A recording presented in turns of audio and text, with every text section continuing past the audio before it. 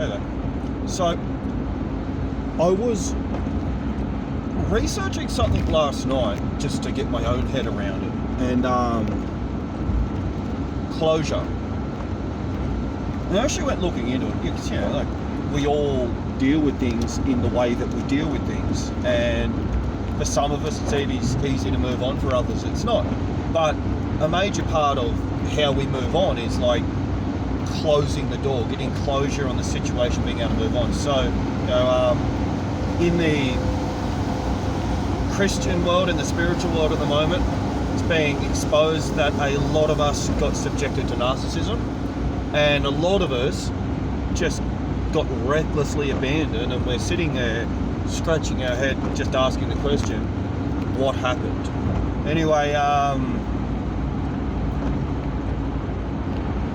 you can go to the bottom of the bottom of the bottom of research to try and figure out, like, especially with narcissism, for example, like why it happened, how it happened, what your role was within it, what responsibility you must take to be able to progress, etc.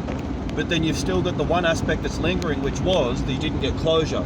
So I'd like to give you a tool for closure now. With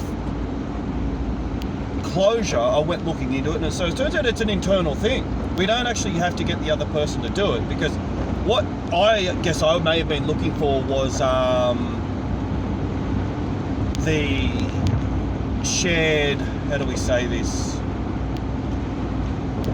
agreement of, in words, cutting it off together, going our separate ways. And I suppose I thought that at least we could have come together in a mature manner and been able to have broken it off, politely, and then just gone our separate ways. But for them, that was the last ditch effort, especially to salvage some pride.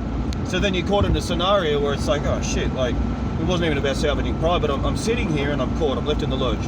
So, really important, a few other things. They're trying to destroy your empathy.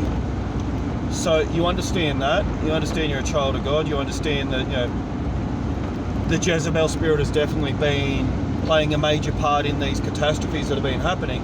But to get the closure to be able to move on, that's the key. You ready for it? If you're waiting for their words, you won't get it. This is the one. The actions were the words. And sometimes actions speak louder than words. So in my scenario, the actions are what were speaking louder than the words. So what I had to sit back at was, like, forget the deep psychoanalysis, forget, trauma bonding, forget love bombing, forget the fact that you're dealing with parasitic ticks, human mosquitoes, life suckers, like, you end up dead and they're alive because they're taking from you what God's supposed to give to them, life. Anyway,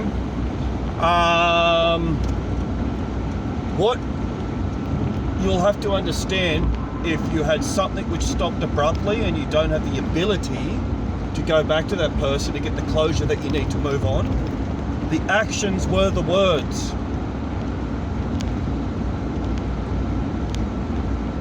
The actions were the words.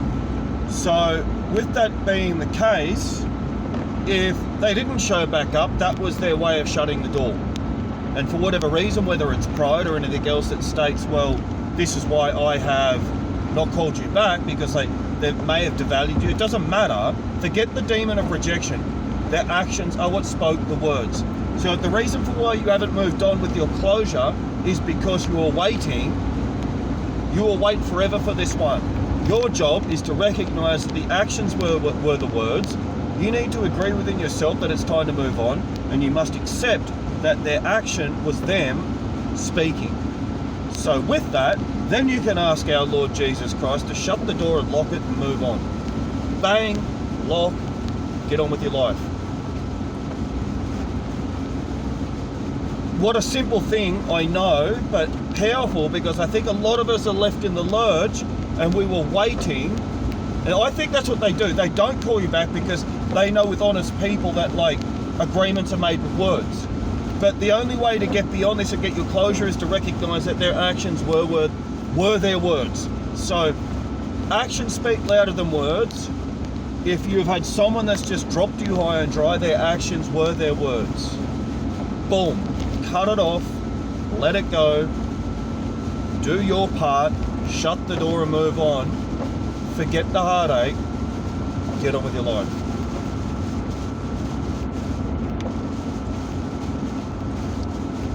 That's all I've got. I think we'll just call it at that, because that's, you know, you're looking for like a linchpin. I believe that's the key and the linchpin for the conundrum. Have yourself a really good day, and may God bless you.